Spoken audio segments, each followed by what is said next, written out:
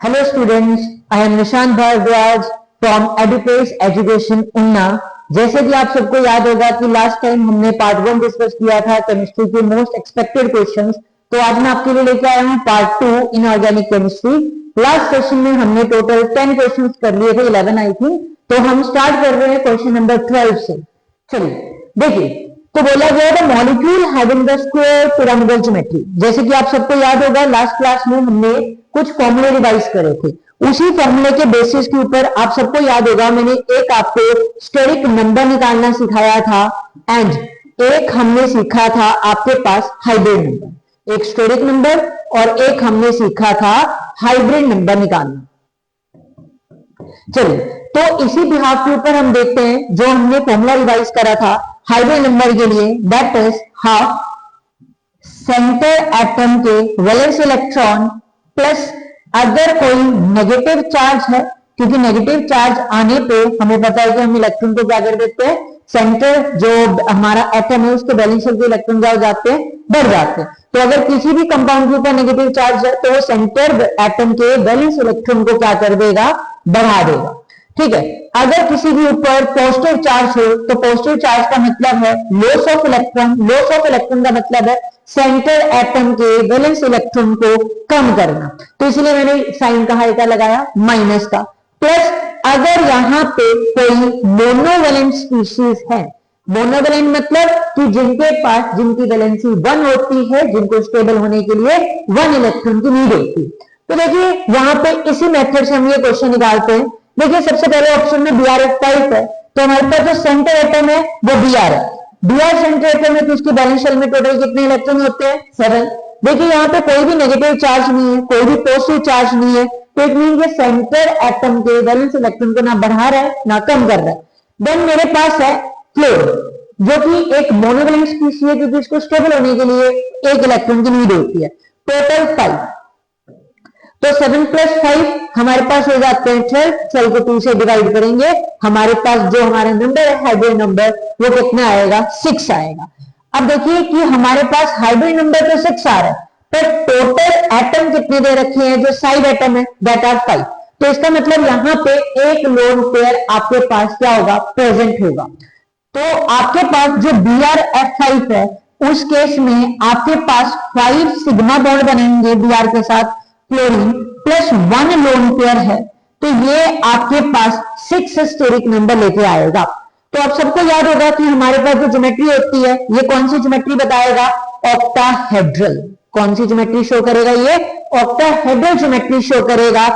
And अगर मैं इसकी बात करूं जो हमें मेंशन कर रखा है स्क्वायर पिरामिडल, तो ये क्या शो करने वाला है हमारे पास, एक स्क्वायर पिरामिडल ज्योमेट्री, क्योंकि इसमें एक लोन पेयर प्रेजेंट है। अगर आप सबको याद हो तो आपके पास जो ब्रोमीन होता है, ब्रोमीन के पास 7 इलेक्ट्रॉन होते हैं बैलेंस शेल में, लाइक दिस।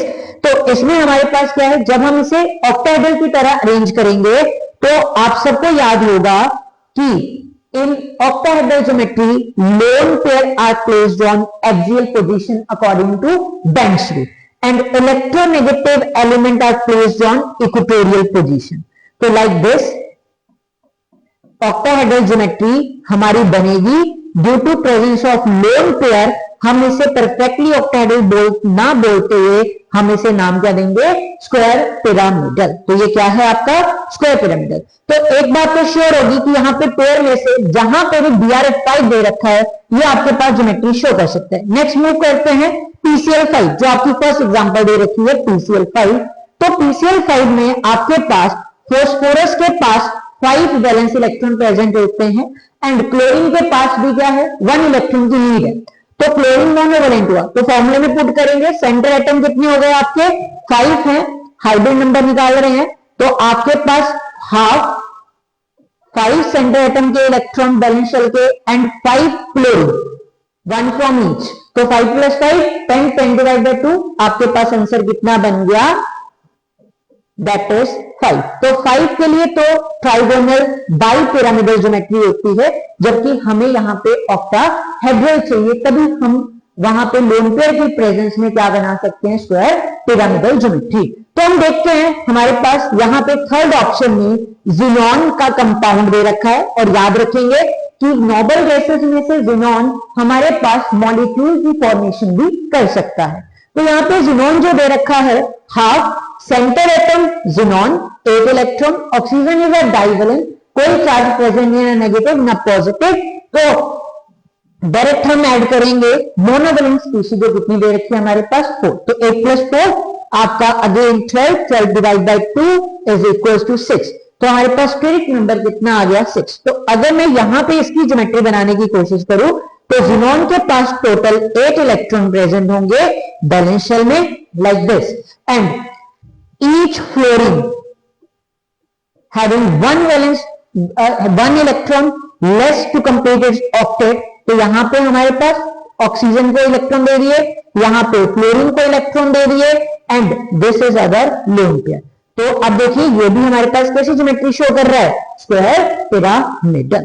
तो यही है दोनों में कि आपके पास कौन सा ऑप्शन करेक्ट जाएगा, थर्ड ऑप्शन करेक्ट जाएगा, BrF5 एंड जिनोन ऑक्सीजन का फ्लोराइड। चलिए नेक्स्ट मूव करते हैं, नेक्स्ट क्वेश्चन की तरफ चलते हैं। नेक्स्ट क्वेश्चन पे आते हैं। यस, गिवन बिलो अगेन आपका केमिकल बॉन्डिंग का एक important question. Given below are the 2 statement. तो आपके पास 2 स्टेटमेंट दे रखी है, अगेन हाइब्रिडाइजेशन का ही क्वेश्चन है यहाँ पे। ClF3, तो ClF3 के ये आपके एनसीईआरटी में भी 3 structure as it is present है, वहीं से क्वेश्चन बना के ले गए हैं। ClF3 are 3 possible structure. पहली स्टेटमेंट यहां पे सही है कि आपके पास कितने पॉसिबल स्ट्रक्चर बनते हैं, इसके 3 ही पॉसिबल स्ट्रक्चर फॉर्म हो सकते हैं। मे बी ड्रॉन एज, तो उन्होंने बताया कि इस वे से आप इसे ड्रॉ कर सकते हो। तो याद रखना जब भी हमारे पास ट्राइगोनल बाइपिरामिडल ज्योमेट्री आती है, जिसे हम TBP बोलते हैं, ट्राइगोनल बाइपिरामिडल ज्योमेट्री, तो उस केस में हमारे पास एक रूल आता है, उस रूल को हम बोलते हैं बेंच रूल। तो इस रूल के अकॉर्डिंग जब ट्राइगोनल बाइपिरामिडल की बात करते हैं, ट्राइगोनल बाइपिरामिडल जिनका स्टेरिक नंबर कितना आएगा आपके पास 5, इट मींस या तो वहां पे 5 sigma 0 lone pair, 4 sigma 1 lone pair, 3 sigma 2 lone pair वाली कंडीशन प्रेजेंट हो।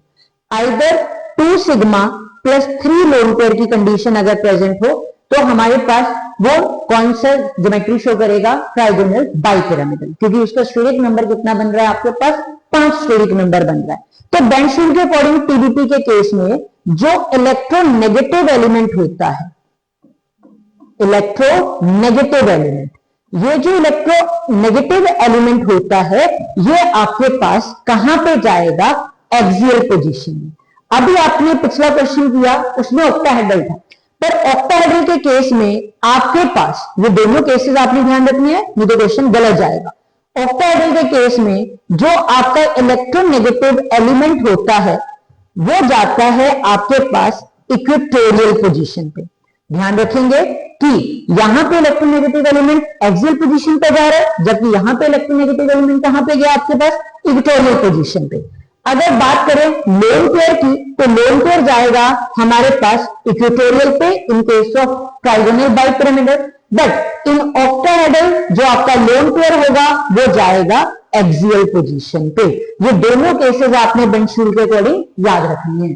देन तो यहां पे ये 3 केसेस बना रखे हैं, जिसमें से देखिए ये जो क्लोरीन है, यहां पे जो इलेक्ट्रोनेगेटिव एलिमेंट है उसको कहां पे प्लेस किया गया है, उसको प्लेस किया गया है एक्सियल एंड इक्वेटोरियल पे।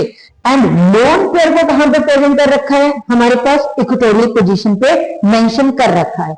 यहां पे ये स्टेबिलिटी के रिस्पेक्ट में बता रखे हैं कि इस 3 केसेस इस तरह से बन सकते हैं, पर जो स्टेबिलिटी आएगी, स्टेबिलिटी के लिए हमें क्या लगाना पड़ेगा, बेंच रूल अप्लाई करना पड़ेगा। क्या अप्लाई करना पड़ेगा बच्चों, बेंच रूल। तो स्टेटमेंट 2 के अकॉर्डिंग क्या बोला गया है कि जो स्ट्रक्चर 3 बना रखा है वो मोस्ट स्टेबल है, जबकि हमें पता है बेंच रूल के अकॉर्डिंग इलेक्ट्रोनेगेटिव एलिमेंट को कहां पे जाना पड़ेगा, एक्सियल पोजीशन पे। तो यहां पे तो एक्सियल पोजीशन पे क्या मेंशन कर रखे हैं, लोन पेयर्स। तो इस बिहाव के ऊपर जो आपका स्ट्रेंथ का ऑर्डर बनना चाहिए उसमें तो सबसे ज्यादा स्टेबल कौन सा होना चाहिए, फर्स्ट वन, जबकि यहां पे आपके पास स्टेटमेंट में स्टेबल कौन बता रखा है, +3। तो आपके पास ये स्टेटमेंट 2 हो जाती है इनकरेक्ट, एंड स्टेटमेंट 1 क्या है आपकी करेक्ट। तो आपका ऑप्शन क्या बन जाएगा? Statement 1 is correct and statement 2 is incorrect. चलिए नेक्स्ट क्वेश्चन पे चलते हैं। चलिए नेक्स्ट क्वेश्चन है आपके पास, यहां पे नेक्स्ट कॉलम में आपको अगेन ये देखिए loan pair and bond pair, मतलब आपको यहां पे अगेन स्टेरिक नंबर बताना है। तो स्टेरिक नंबर निकालने के लिए आप हाइड्रोजन नंबर का इस्तेमाल कीजिए, आपका क्वेश्चन 1 सेकंड में सॉल्व हो जाएगा। ICl2 नेगेटिव, तो इसमें सेंटर एटम है आपके पास आयोडीन, जिसके पास कितने इलेक्ट्रॉन है? 7 इलेक्ट्रॉन है बैलेंस में। 1 नेगेटिव चार्ज है, तो उसकी वजह से मैंने सेंटर एटम में इलेक्ट्रॉन को ऐड करा। क्लोरीन आपके पास मोनोवैलेंट स्पीशीज है, कितने इलेक्ट्रॉन? 2, तो ये कितना बन गया आपके पास? 3, और कितना बन जाएगा? 3 बन जाएगा 10, और ये हो गया आपके पास 5। तो 1 + 2 3, 7 + 3 = 10, डिवाइड करा 2 के साथ, कितना बन गया आपका? 5 बन जाएगा। तो जब भी स्टेरिक नंबर 5 आता है तो आपको पता है कि वो क्या बनाएगा? sp3 ज्योमेट्री बनाएगा, sp3d ज्योमेट्री बनाएगा। तो इसे बोलते क्या है? Trigonal bi pyramidal. क्या नाम है इसका? Trigonal bi pyramidal. अब देखिए यहां पे स्टेरिक नंबर तो कितना आ रहा है? 5।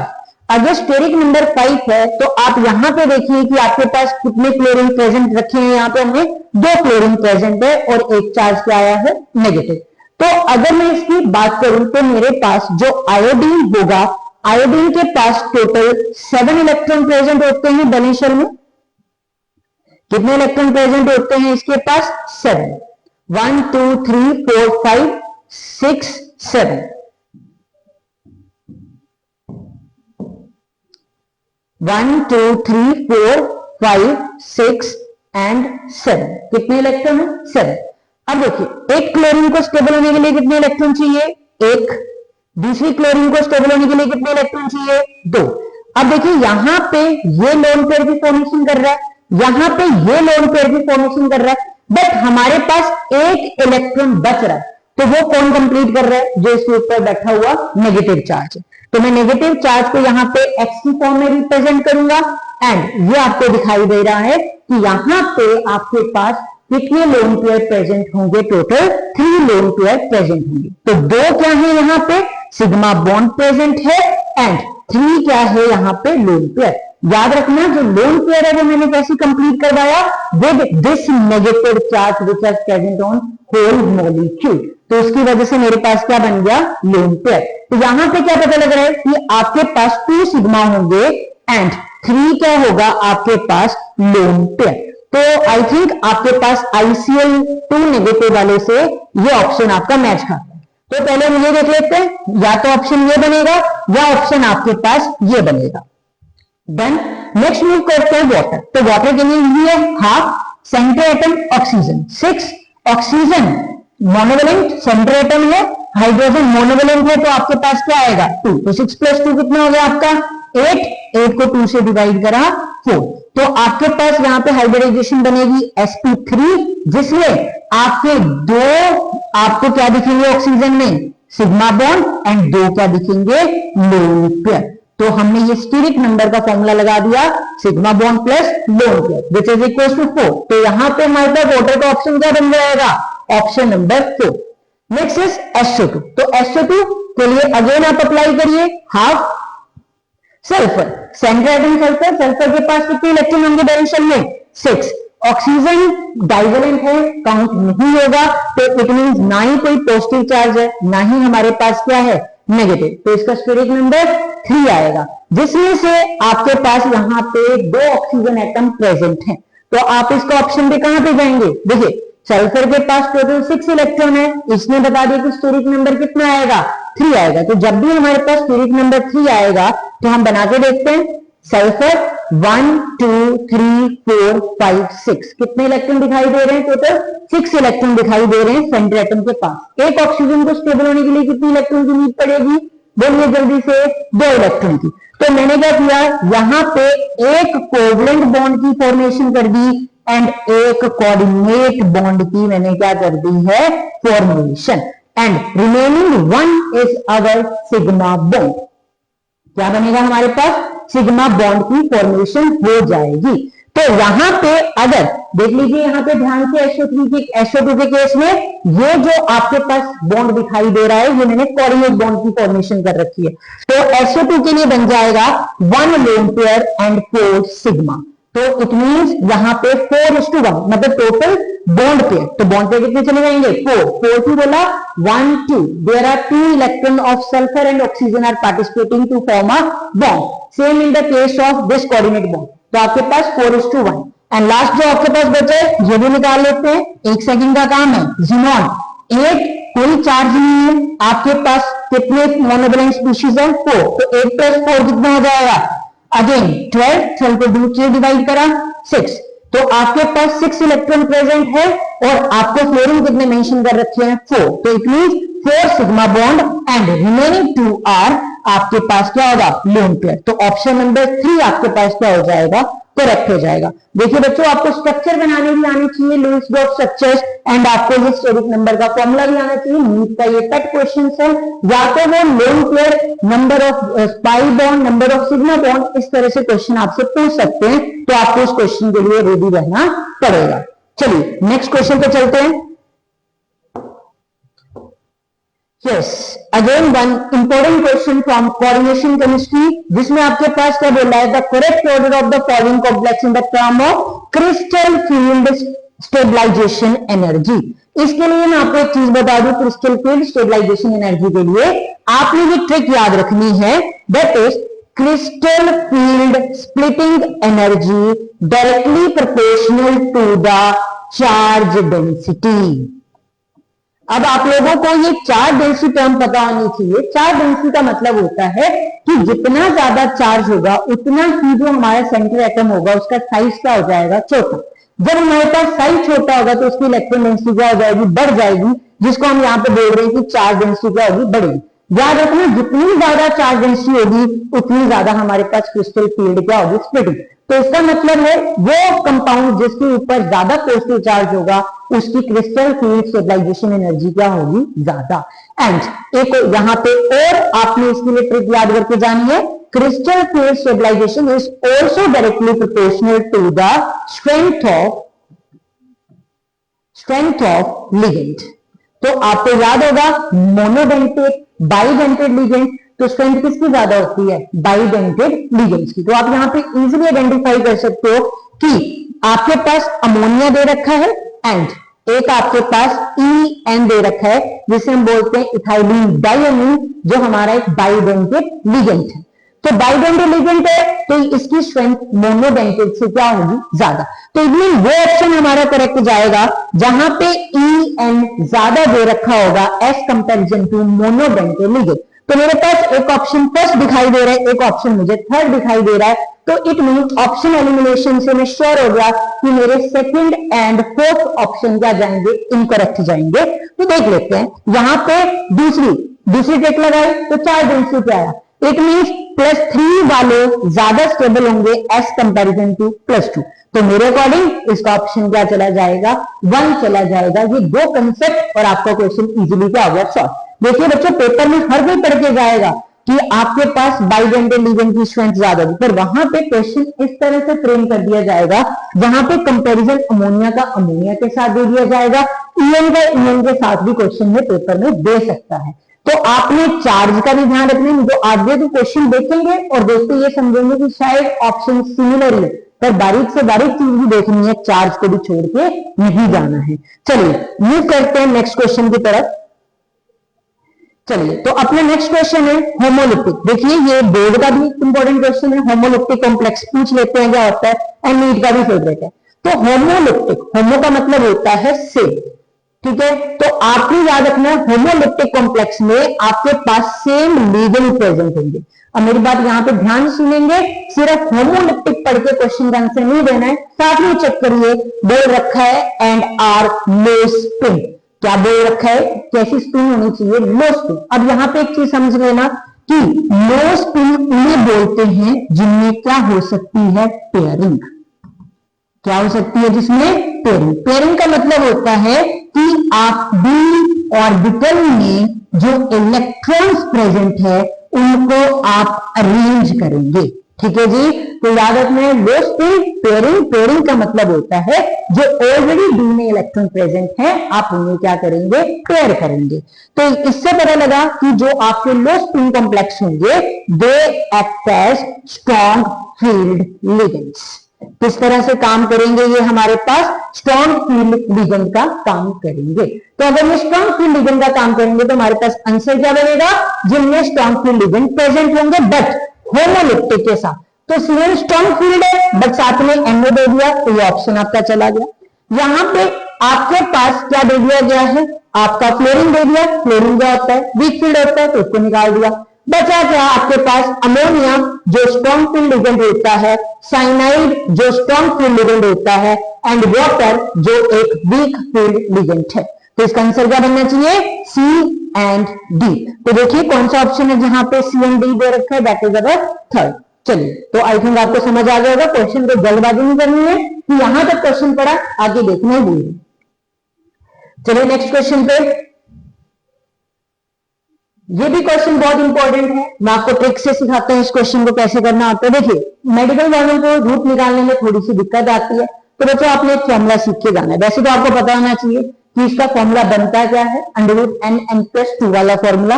अगर नहीं आता है अंडर रूट निकालना तो आपने टेंशन नहीं लेनी, जो मैं बोल रहा हूं उसको सीख के जाना है। चलिए सबसे पहले सबसे इजी होता है स्कैंडियम को पहचानना। सबसे इजी है क्या, स्कैंडियम, क्योंकि स्कैंडियम हमारे पास 21 एटॉमिक नंबर के साथ आता है।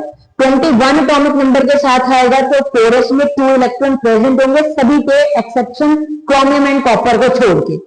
रिमेनिंग 21 है तो 3d1, 22 होगा तो 3d2 होगा, 23 होगा तो d3 होगा। तो देखिए चार्ज कितना बोल रखा है, 3, तो 3 चार्ज मतलब 4s भी 0 हो गया एंड 3d भी क्या हो गया, 0। इट मींस यहां पे डी ऑर्बिटल में अनपेयर्ड इलेक्ट्रॉन प्रेजेंट नहीं होंगे। अगर अनपेयर्ड इलेक्ट्रॉन प्रेजेंट नहीं होंगे then how will we assign it as paramagnetic and diamagnetic, तो हम नहीं बता सकते। तो इसकी जो आपके पास बोहर मैग्नेटोन जिसे आप स्पिन ओनली मैग्नेटिक मोमेंट बोलते हो वो क्या आने वाली है, 0। तो ध्यान से क्वेश्चन में मैथ के कॉलम में भी टाइम बचाना होता है कि पहले जिससे आंसर बन रहा होता है उसको देखिए, पहचानिए और टाइमली अपने क्वेश्चन को खत्म कीजिए। तो मैंने सिर्फ स्कैंडियम को देखा पहले, तो स्कैंडियम के अकॉर्डिंग मेरे पास ऑप्शन नंबर क्या आना चाहिए, सी डी का 2 आना चाहिए। तो वैसे तो डी का एक ही ऑप्शन में क्या दे रखा है, एक ही ऑप्शन में उसका 2 दे रखा है, तो ये इसके बनने के चांस है, पर जल्दबाजी नहीं करनी है, पहले बाकी भी निकाल के देख लेते हैं। चलिए बाकियों पे आ जाते हैं। तो अगर मैं यहाँ पे ग्राउंड स्टेट की बात करूं तो ये इसका atomic number scandium titanium atomic number 22, तो कॉन्फ़िगरेशन होगी 4s2, 3d क्या होगा 2। जब इन्होंने बोल दिया कि आपके पास क्या चाहिए, Ti+3 चाहिए, तो मतलब आपने 3 इलेक्ट्रॉन इसकी बैलेंस शेल में से क्या कर दिए, रिमूव कर दिए। तो पहले इलेक्ट्रॉन 4s से जाएगा, 4s 0, then 3d1। It means इसके पास एक अनपेयर्ड इलेक्ट्रॉन है। तो अब आपको n का डाटा मिल गया, जो आप क्या पुट करोगे, 1 पुट करोगे। बट याद रखना अंडर रूट सॉल्व करना पड़ेगा।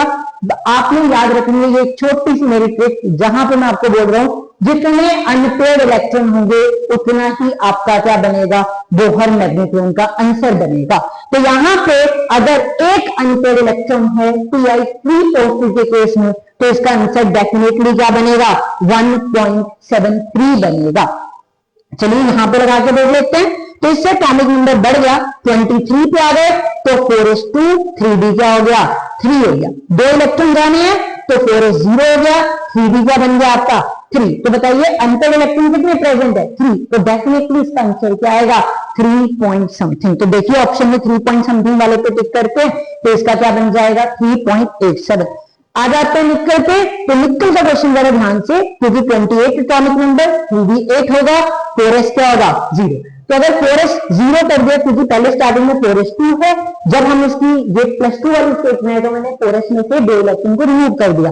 रिमेनिंग कितने बचे हैं आपके पास, d में 1।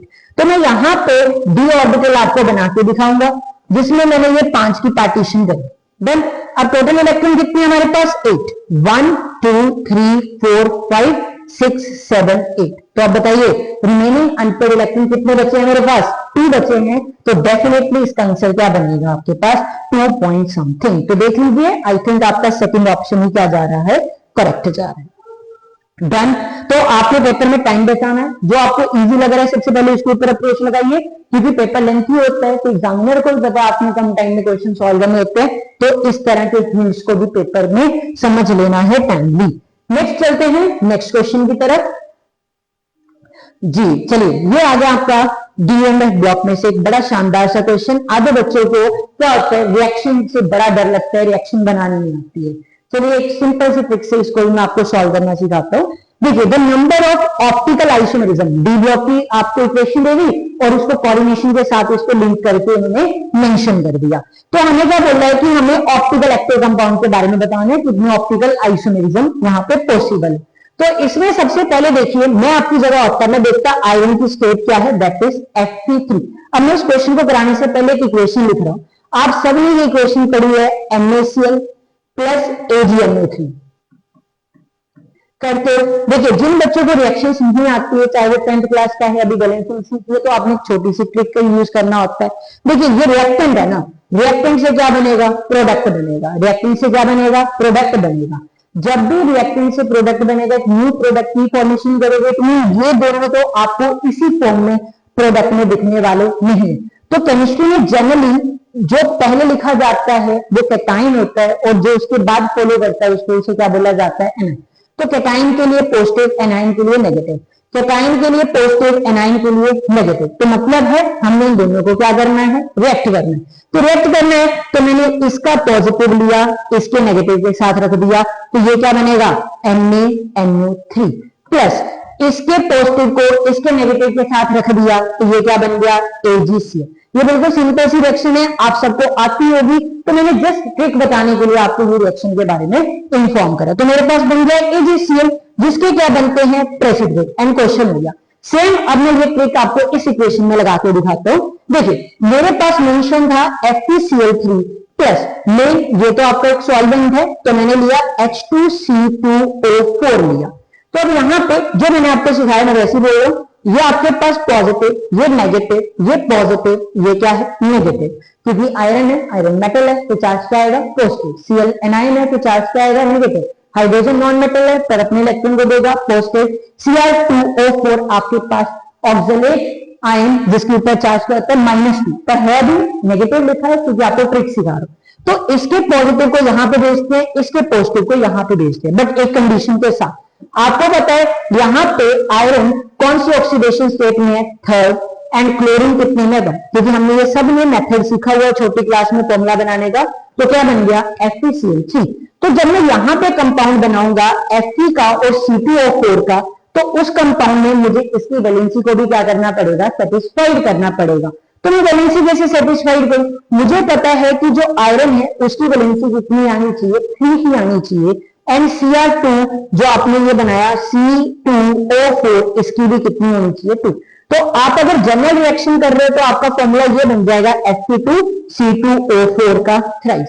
पर हमारे पास यहाँ पे बनेगा एक कोऑर्डिनेशन कॉम्प्लेक्स, तो जिसमें आयरन की ऑक्सीडेशन कितनी आनी चाहिए, 3। तो आप यहां से क्या सीख के जा रहे हो, फॉर्मूला बनाना, आयरन की ऑक्सीडेशन स्टेट कंफर्म करनी है कि प्रोडक्ट में क्या होगी, +3। तो अगर मैंने कोऑर्डिनेशन पढ़ा हुआ है तो मुझे पता है अगर इस आयरन के ऊपर मुझे +3 लेके आना है और मुझे इसके चार्ज के बारे में भी नॉलेज है, तो मैं इजीली इसको क्या कर सकता हूं, बैलेंस कर सकता हूं। देखिए कैसे, यहां पे मैंने +3 लगाया और इसका मैंने क्या कर दिया, थ्राइस कर दिया। देखिए करके देख लेते हैं। x एक जो आपके पास ऑक्सलेट होता है, -2 चार्ज आता है, 3 के ऊपर कितना आएगा, -6। एंड यहां पे आप उसके अकॉर्डिंग इसके चार्ज को भी मेंशन कर सकते हो कि आयरन का कितना आना चाहिए, -के, यहां पे ऊपर चार्ज -3।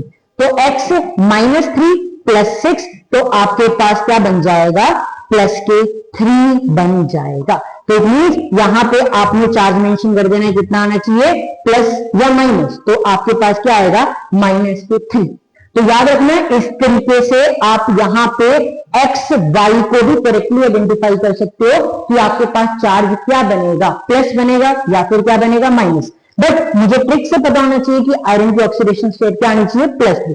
यहां पे भी आप आइडेंटिफाई कर सकते हो +3 आएगा या फिर -3, क्योंकि जब भी क्वेश्चन डालेगा, जेई का पेपर डाल रहे हो आप, एडवांस का पेपर दे रहे हो, कई बार ऐसे क्वेश्चन आपके सामने आते हैं जहां पे वो कंपाउंड का कॉम्प्लेक्स भी पूछ लेता है कि कैटाइनिक होगा या फिर क्या होगा, एनायनिक। तो आपने इस चीज के ऊपर भी काम करके जाना है।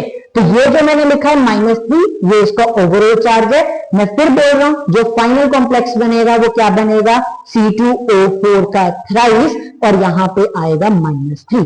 तो इस वे से मैंने यहां पे दिया हुआ डाटा भी क्या कर लिया, प्रिडिक्ट कर लिया। तो ऐसा क्वेश्चन काफी बार जेई में देखने को मिलता है। नीट में चांस कम होते हैं, बट ऐसा नहीं कि आ नहीं सकता है, हमें कंसेप्ट को सीख के जाने हैं। चलिए, तो अब तो सिंपल हो गया, अब तो बचा ही नहीं है। अब देखिए, आपके पास जो ऑक्सलेट आयन है वो 3 नंबर है, और मुझे पता है ये कैसा लिगेंड होता है, बाइडेंटेड। कैसा लिगेंड है, बाइडेंटेड। तो मैंने आयरन रखा।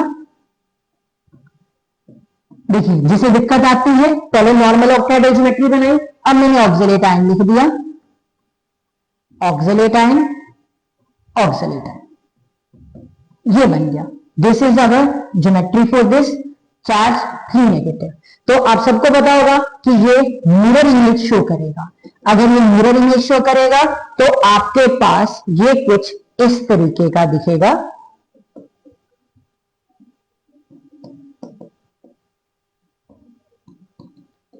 ये बन जाएगा, ठीक है जी। तो आपके पास ये कितने ऑप्टिकल आइसोमेरिज्म बन गए, 2 ऑप्टिकल आइसोमेरिज्म बन गए। तो इसका आंसर क्या आएगा, आपके पास 2 आएगा। डन है। तो आपको देख लीजिए, फॉर्मूला बनाना भी आना चाहिए, फॉर्मूला बना के आपने क्वेश्चन को अटेम्प्ट भी करना आना चाहिए, और चार्ज निकालना भी आना चाहिए। जिसको रिएक्शन नहीं आती है वो ये ट्रिक लगाएगा, ट्रिक लगा। चलिए, तो नेक्स्ट क्वेश्चन पे चलते हैं। क्वेश्चन क्या था, a octahedral complex having the molecular composition CO5 ammonia ClSO4 has 2 isomer A and B.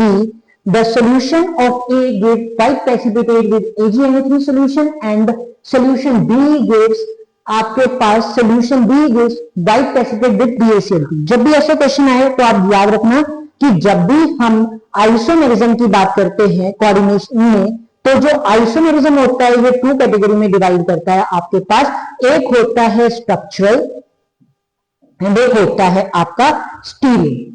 ठीक है, 2 तरह का आइसोमर होता है, स्ट्रक्चरल, एक क्या होता है स्टीरियो।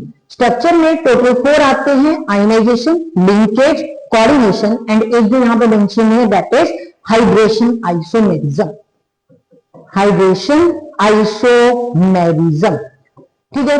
एंड जो स्टीरियो होता है, स्टीरियो 2 पार्ट्स में जो जाता है, one is geometrical and second is optical. ठीक है, तो ये आइसोमेरिज्म का छोटा सा आपने याद रखना है माइंड में। अब इन्होंने बोला कि आपके पास एक कंपाउंड है जो 2 आइसोमर बनाएगा, और 2 आइसोमर में ए और बी के साथ वो क्या करेगा, आपके पास रिएक्शन करेगा। तो अगर मैं यहां पे क्वेश्चन में जाऊं तो CONH3 साथ में आएगा Cl और आपके पास SO4। ये आयनाइजेशन आइसोमेरिज्म है, क्योंकि आयनाइजेशन आइसोमेरिज्म में हम आयंस को क्या करते हैं, स्वैप कर देते हैं। तो यहां पे जो दूसरा आइसोमर बनेगा वो होगा आपके पास SO4, यहां पे क्या आएगा Cl। ये जो आपके पास SO4 है, ये आपको याद होगा कि BaCl2 के साथ रिएक्ट करता है, क्योंकि आयनाइजेशन प्रक्रिया के अंदर जो एंटाइटी होती है वो कभी भी अपनी आइडेंटिटी को लूज नहीं करती है। तो यहां पे जो कंपाउंड बनेगा वो आपके पास फॉर्म होगा, Cl2 बाहर आ जाएगा, प्लस BaSO4 के क्या बन जाएंगे, प्रेसिपिटेट। तो BaCl2 के साथ रिएक्ट करने पे जो प्रेसिपिटेट बना रहा था वो कंपाउंड B ये था। एंड Cl जब काउंटर आयन की तरह काम करेगा तो AgNO3 के साथ रिएक्शन करेगा, AgNO3 के साथ रिएक्शन करेगा तो आपका जो काउंटर आयन है वो तो रिप्लेस कर जाएगा, पर जो कोऑर्डिनेशन स्फीयर के अंदर एंटाइटी लिखी हुई है वो रिप्लेस नहीं होगी, ये बना देगा AgCl। तो compound A is this, compound B is this one. तो यहां पे ये कैसा आइसोमेरिज्म है, लिंकेज आपका आयनाइजेशन आइसोमेरिज्म। नेक्स्ट क्वेश्चन पे चलते हैं। और नेक्स्ट क्वेश्चन के अकॉर्डिंग आपके पास क्या मेंशन कर रखा है कि कोऑर्डिनेशन का क्वेश्चन है और आपका उसका केमिकल बॉन्डिंग का क्वेश्चन। तो इसमें आपके पास स्टेरिक नंबर का फॉर्मूला लगाइए। वो आपका फास्फोरस है, फास्फोरस याद है 5 इलेक्ट्रॉन शो करता है बैलेंस शेल में, प्लस 5 फ्रॉम आपके फ्लोरीन से, क्योंकि एक फ्लोरीन को स्टेबल होने के लिए 1 इलेक्ट्रॉन चाहिए, तो 5 को स्टेबल होने के लिए 5 को साथ रखने के लिए 5। तो आपके पास 10 डिवाइड बाय 2, आंसर 5, 5 के लिए sp3d2। तो ऑप्शंस के अकॉर्डिंग चलते हैं, तो यहाँ पे 4, यहाँ पे 1, यहाँ पे 2, तो यही ऑप्शन बनेगा। बाकी भी करके देख लेते हैं। SF6 के साथ सल्फर के पास 6 इलेक्ट्रॉन होते हैं। अगेन क्लोरीन को स्टेबल होने के लिए 1 इलेक्ट्रॉन चाहिए, कोई नेगेटिव चार्ज नहीं, कोई पॉजिटिव चार्ज यहाँ पे प्रेजेंट नहीं है। तो यहाँ पे क्या बनेगा 6, 12, 12 डिवाइड बाय 2, आंसर कितना आएगा अपना 6, 6 के लिए क्या बनेगा sp3d2 हाइब्रिडाइजेशन बनाएगा।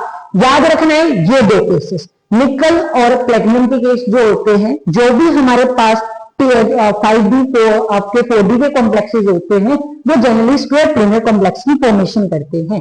तो pd के साथ ये क्या बनाएगा स्क्वायर प्लेनर कॉम्प्लेक्स, और निकल के साथ ये क्या बनाएगा आपका टेट्राहेड्रल। तो आई थिंक एक ही ऑप्शन था, तो ये वाला ऑप्शन आपके पास क्या हो जाएगा, करेक्ट जाएगा। ये केस याद रखना बच्चों, गलत जाता है ये, तो ध्यान रखेंगे। चलिए नेक्स्ट क्वेश्चन पे चलते हैं। नेक्स्ट क्वेश्चन क्या था, which of the following electrolyte can be used to obtain H2SO4। तो इसमें आपने याद रखना है इलेक्ट्रोलिसिस की प्रोसेस है। इलेक्ट्रोलिसिस की प्रोसेस में हम क्या यूज करते हैं, कंसंट्रेटेड सल्फ्यूरिक एसिड यूज किया जाता है। याद रखना सिंपल सा क्वेश्चन था, सिर्फ एसिड के बिहाफ के ऊपर ही पूछा था कि इलेक्ट्रोलिसिस में इस प्रोसेस को करने के लिए जिसमें आपके पास क्या बनाएगा H2SO8 की फॉर्मेशन होगी, उसमें आपने क्या चीज यूज करी है, that is concentrated sulphuric acid. Next question चलते हैं। नेक्स्ट क्वेश्चन में बोला गया है कि आपके पास ये आयन है, सेट ऑफ आयन है, एक्वा सॉल्यूशन है, जिसमें आपके पास सेम कलर के कॉम्प्लेक्सेस आपको आइडेंटिफाई करने। तो कभी भी ऐसा क्वेश्चन आए, सेम कलर का क्वेश्चन है, सबसे पहले आइडेंटिफाई करो अनपेयर्ड इलेक्ट्रॉन, क्योंकि जिसमें अनपेयर्ड इलेक्ट्रॉन होंगे वही आपके पास क्या शो करेगा, कलर शो करेगा। तो मैं यहाँ पे जिंक को रिमूव करता हूं, क्योंकि जिंक जो होगा वो आपके पास 4s2 3d क्या करेगा, 10 कॉन्फ़िगरेशन शो करेगा। याद है ना जिंक अपनी ग्राउंड स्टेट में और अपनी एक्साइटेड स्टेट में नॉन ट्रांजिशन एलिमेंट कहलाता है, क्योंकि ट्रांजिशन एलिमेंट बनने के लिए क्या चाहिए होंगे, अनपेयर्ड नंबर ऑफ इलेक्ट्रॉन्स। ठीक है, तो यहां पे आपके पास पेयर्ड इलेक्ट्रॉन या fully filled electronic configuration show होगी इसकी ग्राउंड स्टेट में as well as its excited state में। तो ये तो भाई पक्का कलरलेस है, तो ये ऑप्शन चला गया। नेक्स्ट क्वेश्चन में स्कैंडियम है, अभी थोड़ी देर पहले तो स्कैंडियम देखा था। स्कैंडियम के लिए क्या होता है 4s2 3d1। तो अगर स्कैंडियम +3 की बात कर रहा है तो 4s 0 हो गया और 3d भी कितना हो गया 0। तो ये क्या है आपका कलरलेस है, तो कलरलेस है ये भी ऑप्शन से चला गया। Ti4 Ti22 atomic number 4s2 3d2। Again जब आप इसे 4 पॉजिटिव में लेके जा रहे हो तो 4s 0 भी हो गया और 3 भी क्या हो गया 0। तो अनपेयर्ड इलेक्ट्रॉन तो है ही, अगर अनपेयर्ड इलेक्ट्रॉन नहीं तो ये भी क्या होगा आपका कलरलेस। तो इट मीन ये ऑप्शन बी जाता है, तो बचता क्या है 4। तो ऑप्शन 4 क्या हो जाएगा आपका करेक्ट। ठीक है, कलरिंग स्पेसिफिकली याद करते हैं, आपने कंसेप्ट याद करके जाना है, कंसेप्ट के बेसिस के ऊपर आपको टैकल करना इजी रहेगा, स्पेशली नीट में। चलिए, तो ये question again easy question from DNF block, जहां पे आपको सिर्फ ये एलोएस का क्वेश्चन पूछा है। एलोएस सबको याद है क्या होते हैं, alloys are the mixtures of homogeneous mixture of, एक रिएक्टिव मेटल होता है, एक उससे लेस एक्टिव मेटल होता है। तो यहाँ पे मैं एक ही ऑप्शन को प्रेफर करूंगा, ब्रास। ब्रास आप सबको पता है किससे बनता है, कॉपर एंड जिंक से। तो ऑप्शन में देखिए एक ही ऑप्शन दिखाई दे रहा है कि जहां पे इसका क्या बनेगा आंसर, सॉरी सेकंड का थर्ड। तो ऑप्शन 1 क्या होगा आपका करेक्ट जाएगा, क्योंकि बी का क्या है थर्ड। ठीक है, ये भी सबको पता होगा किससे बनता है ये, कॉपर एंड आपके टिन से। UK silver coin are made up of, ये बनते हैं आपके कॉपर एंड निकल से। एंड स्टेनलेस स्टील बनती है आयरन, क्रोमियम, निकल एंड कार्बन से। ठीक है बने, तो ये क्वेश्चन आपने याद रखना है, याद रखने वाला ही ये क्वेश्चन था। चलिए नेक्स्ट क्वेश्चन पे चलते हैं। अच्छा ये क्वेश्चन को जरा ध्यान से देखेंगे। The correct option with order of melting point of the pair. अच्छा यहां पे कंसेप्ट पे काम करना है, कंसेप्ट है मेल्टिंग पॉइंट का। मेल्टिंग पॉइंट मेटल के केस में कैसे देखते हैं, मेल्टिंग पॉइंट ये सारे क्या हैं मेटल्स। मेटल के केस में हम इनका इलेक्ट्रोपॉजिटिव कैरेक्टर चेक करते हैं। क्या चेक करेंगे, इलेक्ट्रोपॉजिटिव कैरेक्टर। इलेक्ट्रोपॉजिटिव करैक्टर कहां से आएगा? जब ये इजीली इलेक्ट्रॉन को क्या करेंगे? रिमूव करेंगे। क्योंकि जो मेटल्स होते हैं, मेटल लार्ज इन साइज होते हैं एज कंपैरिजन टू अदर। ठीक है, लार्ज साइज के होते हैं, जिसकी वजह से पॉजिटिव मतलब न्यूक्लियस, इलेक्ट्रॉन मतलब आउटर शेल में जो इलेक्ट्रॉन होगा, उनकी इंटरेक्शन क्या होती है? वीक होती है। जितनी अच्छे से इलेक्ट्रॉन देगा उतनी अच्छी क्या होगी? मेटेलिक बॉन्डिंग होगी, क्योंकि मेटल के बीच में क्या देखी जाएगी? Metallic bonding. तो मेटेलिक बॉन्डिंग अनपेड इलेक्ट्रॉन के बेसिस के ऊपर देखी जाती है कि जितने ज्यादा अनपेड इलेक्ट्रॉन होंगे उतनी अच्छी क्या होगी बच्चों? मेटेलिक बॉन्डिंग होगी। जितनी अच्छी मेटेलिक बॉन्डिंग होगी उतना ही ज्यादा क्या होगा? बॉन्ड स्ट्रांग बनेगा। क्या बनेगा? बॉन्ड स्ट्रांग बनेगा। अगर स्ट्रांग बॉन्ड होगा तो ऑब्वियसली इनका जो मेल्टिंग पॉइंट होगा वो क्या होगा? ज्यादा। अब क्वेश्चन गलत क्यों जाता है? क्योंकि अनपेड इलेक्ट्रॉन Mn के केस में 4s2 3d क्या होता है? 5। तो there are 5 unpaired electron in d orbital. But याद रखना Mn की हाफ फिल्ड इलेक्ट्रॉनिक कॉन्फ़िगरेशन आती है। अगर हाफ फिल्ड इलेक्ट्रॉनिक कॉन्फ़िगरेशन होगी तो इसका जो न्यूक्लियस है, न्यूक्लियस में बैठा हुआ प्रोटॉन इलेक्ट्रॉन को अच्छे से क्या करेगा? होल्ड करेगा। अगर न्यूक्लियस इलेक्ट्रॉन को अच्छे से होल्ड कर लेगा तो मेटल में से इलेक्ट्रॉन को निकालना क्या हो जाएगा? मुश्किल। अगर मेटल में से इलेक्ट्रॉन को निकालना मुश्किल होगा तो इट मीन्स कि यहां पे इसकी जो मेटेलिक बॉन्डिंग है वो अच्छी नहीं होगी। मेटेलिक बॉन्डिंग अच्छी नहीं होगी तो मतलब मेटल मेटल का बॉन्ड अच्छा नहीं होगा। अगर मेटल मेटल का बॉन्ड अच्छा नहीं होगा तो इट मीन्स यहां पे इसकी बॉन्ड स्ट्रेंथ क्या हो जाएगी? कम हो जाएगी एंड मेल्टिंग पॉइंट क्या हो जाएगा? कम। तो मैं दो ऑप्शंस को पहले निग्लेक्ट करता हूं, जहां पे क्या मेंशन कर रखा है? Mn का मेल्टिंग पॉइंट क्या होता है? ज्यादा। पर Mn का मेल्टिंग पॉइंट क्या होता है? कम। तो Mn TCOS ये एक ही ग्रुप में लाई करते हैं, ये सारे अपने ही ग्रुप के मेंबर्स मेंशन कर रखे हैं। तो जैसी प्रॉपर्टी एक मेंबर शो करेगा वैसी ही प्रॉपर्टी ऑब्वियसली उसके बिलो आने वाला मेटल भी शो करेगा। तो ये याद रखना, जो एक्सेप्शन चलता है ये रहा इसका कंसेप्ट। तो कंसेप्ट के ऊपर काम करना है। चलिए नेक्स्ट क्वेश्चन पे चलते हैं। नेक्स्ट क्वेश्चन क्या है? The species which do not undergo disproportionation reaction, जो डिस्प्रपोर्शनेशन रिएक्शन में नहीं जाती। डिस्प्रपोर्शनेशन रिएक्शन आप सबको याद होगा कि एक ही एलिमेंट की क्या होनी चाहिए? ऑक्सीडेशन, और एक ही की क्या होनी चाहिए? रिडक्शन। तो मैं यहां पे ClO4 को देखता हूं। पहली बात, ClO4 नेगेटिव फॉर्म में एग्जिस्ट करना चाहिए। अब जिन बच्चों को नेगेटिव चार्ज, पॉजिटिव चार्ज में दिक्कत होती है, मैंने पहले ही बताया था। आप देखिए कि क्लोरीन के पास 7 इलेक्ट्रॉन है डोनेट करने के लिए। यहां पे एक जो ऑक्सीजन होगा उसको 2 इलेक्ट्रॉन की नीड होगी। तो 4 ऑक्सीजन को कितनी इलेक्ट्रॉन की नीड होगी? 8 इलेक्ट्रॉन की। तो देने वाला 7 इलेक्ट्रॉन दे सकता है, तो लेने वाला कितना लेगा? 8। तो इसकी वजह से एक चार्ज ऊपर मेंशन किया जाता है, जिसको भी पॉजिटिव नेगेटिव नहीं आता है। एक बार इस मेथड को लगा के देखना, आपके पास चार्ज क्लियर हो जाएगा। तो अब यहां पे अगर ये Cl अपने इसी की ऑक्सीडेशन स्टेट मेंशन करूंगा, X8 -1। 8 क्यों आया? क्योंकि एक ऑक्सीजन को स्टेबल होने के लिए कितने इलेक्ट्रॉन चाहिए? 2। 4 को स्टेबल होने के लिए 1। अब देखो, अगर ये चार्ज निकालना नहीं आता है तो आप इसकी ऑक्सीडेशन स्टेट भी क्या निकाल लोगे? गलत निकाल लोगे। तो x कितना बन जाएगा? -1 + 8, x = +7। तो क्लोरीन के पास 7 इलेक्ट्रॉन ही तो होते हैं, +1 में तो जाएगा नहीं, तो मतलब खुद की ऑक्सीडेशन अभी कर ही नहीं सकता है।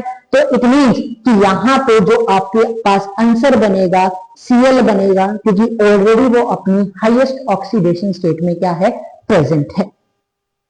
चलिए नेक्स्ट क्वेश्चन पे चलते हैं। नेक्स्ट क्वेश्चन है हमारा, given below are the 2 statement. अच्छा क्वेश्चन है ये भी। Given below are the 2 statement, जिसमें बोला है CrO3 is stronger oxidising agent than Na molybdenum का कॉम्प्लेक्स मेंशन। तो आप सबको याद होगा कि यहां पे जो ये Cr प्रेजेंट है, ये CrO3 जो प्रेजेंट है ये अपनी हाईएस्ट ऑक्सीडेशन स्टेट में प्रेजेंट है।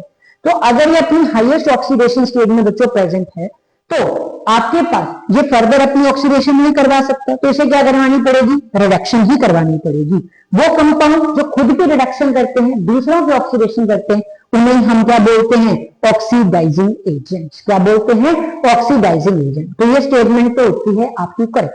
सेकेंड स्टेटमेंट में बोला Cr+6 is more stable then molybdenum, this is MO, molybdenum है, ठीक है। तो यहाँ पे ये स्टेटमेंट गलत जाती है, क्योंकि जैसे हम पी ब्लॉक में पढ़ते हैं, डाउन द ग्रुप आने पे लोअर ऑक्सीडेशन स्टेट क्या हो जाती है, आपकी स्टेबल हो जाती है। ये क्यों होती थी, क्योंकि एक इफेक्ट लगता था जिसे हम क्या बोलते हैं, इनवर्स पेयर इफेक्ट। यहां पे थोड़ा केस डिफरेंट चलता है। यहां पे down the group, D block में डाउन द ग्रुप आने पे आपकी हाईएस्ट ऑक्सीडेशन स्टेट क्या हो जाती है, स्टेबल। तो इट मींस जो MO6 में होगा वो ज्यादा स्टेबल होगा एज कंपैरिजन टू Cr6। तो ये स्टेटमेंट होती है आपकी गलत अकॉर्डिंग टू एनसीईआरटी। तो आपके पास ऑप्शन क्या बनेगा, स्टेटमेंट 1 तो ट्रू है but second one is false. Next question पे चलते हैं। देखिए ये क्वेश्चन है आपके पास, ठीक है। Consider the following reaction, NaCl H2SO4 के साथ रिएक्ट करवाना है कोई ए कंपाउंड को। ए कंपाउंड को रिएक्ट करवाना है CrO2Cl2 की प्रेजेंस में। CrO2Cl2 क्या है आपके पास, क्रोमाइल क्लोराइड है, और ये कोई साइड प्रोडक्ट की फॉर्मेशन कर रहा है। देखिए ये रिएक्शन है आपके पास क्रोमियम की।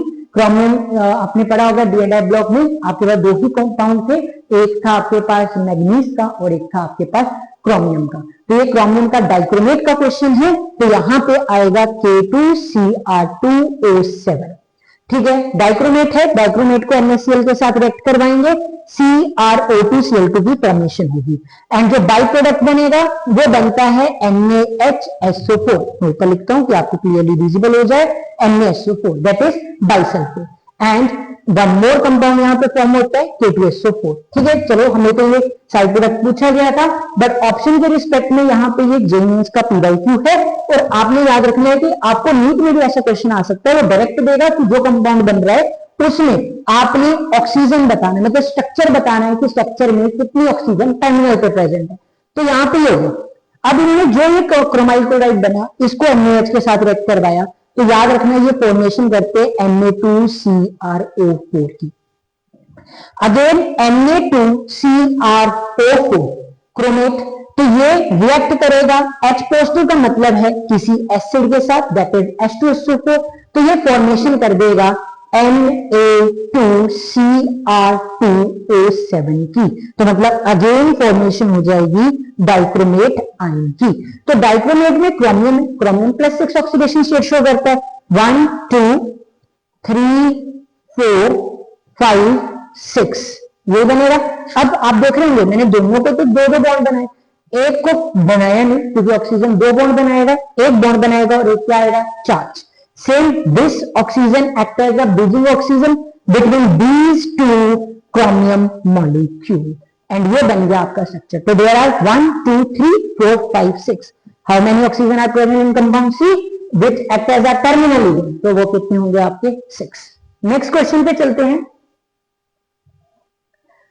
नेक्स्ट क्वेश्चन है given below are the two statement, जिसमें क्या बोला गया, स्टेटमेंट 1 नाइट्रोजन। अच्छा जी ध्यान से पढ़ना, क्वेश्चन में देखिए नाइट्रोजन सिंगल बॉन्ड की बात करिए, पहले इसको हाईलाइट करो क्योंकि दिमाग में तो नाइट्रोजन का क्या आएगा, ट्रिपल बॉन्ड आएगा। पहले ध्यान से, नाइट्रोजन का सिंगल बॉन्ड वीक होगा, बिल्कुल सही बात है, वीक ही होगा।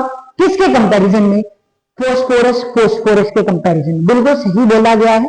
बट अगर वीक है, आपको पता है ना वीक होगा, तो यहां पे इन्होंने क्या बोल दिया है, ये लोंगर है, साथ में बोल दिया वीक है, लोंगर है than PP single bond. Down the group आने पे तो साइज क्या होता है, बढ़ता है, तो साइज बढ़ेगा, इट मीन दोनों के एटम्स के बीच की लेंथ भी क्या होगी, इंक्रीज करेगी। इट मीन नाइट्रोजन का बॉन्ड शॉर्टर होगा, ना कि क्या होगा, लॉन्गर। तो यहां पे बच्चे आएगा शॉर्टर, तो जिसकी वजह से ये स्टेटमेंट क्या होगी, गलत हो गई। अब ज्यादा बच्चे क्या करेंगे, जल्दबाजी करेंगे, वीक के साथ लॉन्गर का कंसेप्ट लगाएंगे, क्वेश्चन को गलत करके आएंगे। बच्चे उन्होंने फोस्फोरस के साथ पूछा है, ना कि नाइट्रोजन की बात कर रहा है वो साइमल्टेनियसली, आपको ये चीज पढ़ते हुए चलना है। Compound of group 15 in +3 oxidation state readily undergo disproportionation reaction. ये भी बात आपकी क्या हो गई, गलत है कि आपके पास कंपाउंड ग्रुप 15 के ये क्या शो करते हैं, +3 ऑक्सीडेशन के साथ डिस्प्रपोर्शनेशन रिएक्शन में जाते हैं, तब फोस्फोरस तो नहीं जाता है। तो ये आपके पास क्या हो गया, गलत है, क्योंकि डाउन द ग्रुप जाने पे अगेन लोअर ऑक्सीडेशन स्टेट क्या हो जाती है, स्टेबल। तो इनके लिए तो +3 क्या होगी, ज्यादा स्टेबल है। ठीक है जी, चलिए नेक्स्ट क्वेश्चन पे चलते हैं। नेक्स्ट क्वेश्चन पे आते हैं। नेक्स्ट क्वेश्चन है आपके पास statement nitrogen form oxides. Nitrogen आपके पास ऑक्साइड की फॉर्मेशन करता है। अगर ये ऑक्साइड की फॉर्मेशन करेगा with +1 and +5 oxidation state due to formation of p-p bond. जी बिल्कुल सही है, क्योंकि नाइट्रोजन के पास वेकेंट d ऑर्बिटल प्रेजेंट नहीं होता है, तो उसके पास ऑप्शन क्या बचती है, तो आपके पास p ऑर्बिटल के साथ फॉर्मेशन करने की कौन से, पाई बॉन्ड्स।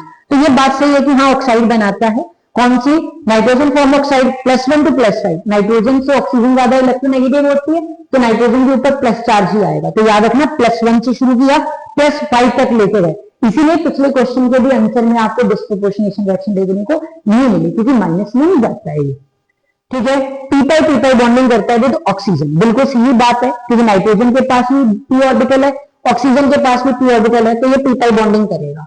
अब इन्होंने बोला nitrogen does not form halides with +5 oxidation state due to the absence of d orbital in it।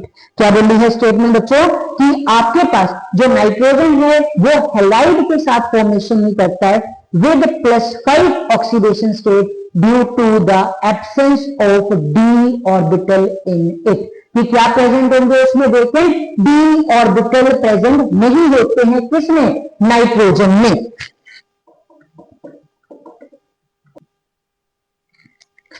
ठीक है, तो हमें ये बोला जाता है डी ऑर्बिटल में आपके पास क्या है कि नाइट्रोजन के पास डी ऑर्बिटल प्रेजेंट नहीं होता है। अगर डी ऑर्बिटल प्रेजेंट नहीं होगा तो ये +5 ऑक्सीडेशन की स्टेट भी शो नहीं करेगा। तो मींस यहां पे आपके पास ये दोनों स्टेटमेंट्स क्या होती हैं, आपकी करेक्ट है।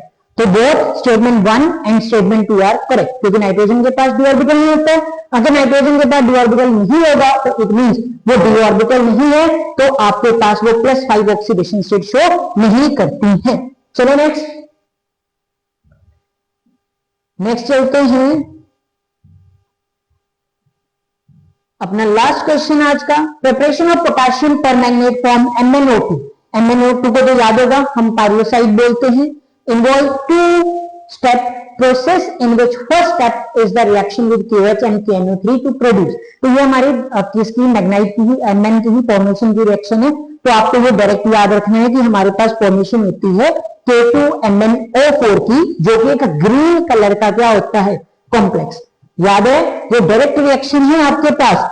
ठीक है, प्रिपरेशन रिएक्शन है, जहां पे हम क्या करते थे, रिएक्शन करवाते हैं MnO2 की, MnO2 प्लस KOH और साथ में क्या है आपका KNO3, और ये फॉर्मेशन क्या करता है आपके पास, ये फॉर्मेशन कर देगा K2MnO4 की, जो कि कैसे कलर का कॉम्प्लेक्स है, ग्रीन कलर का कॉम्प्लेक्स है। ठीक है जी, डन। चलिए, तो यहां पे हम इस वीडियो को स्टॉप करते हैं। तो आज हमने टोटल पार्ट 1 पार्ट 2 में से हमने टोटल 30 क्वेश्चन इनऑर्गेनिक के डिस्कस कर लिए। ठीक है, नेक्स्ट वीडियो में आपके लिए लेके आऊंगा फिजिकल केमिस्ट्री की, उसमें भी हम मोस्ट एक्सपेक्टेड क्वेश्चन के बारे में देखेंगे। तो thank you for watching this video.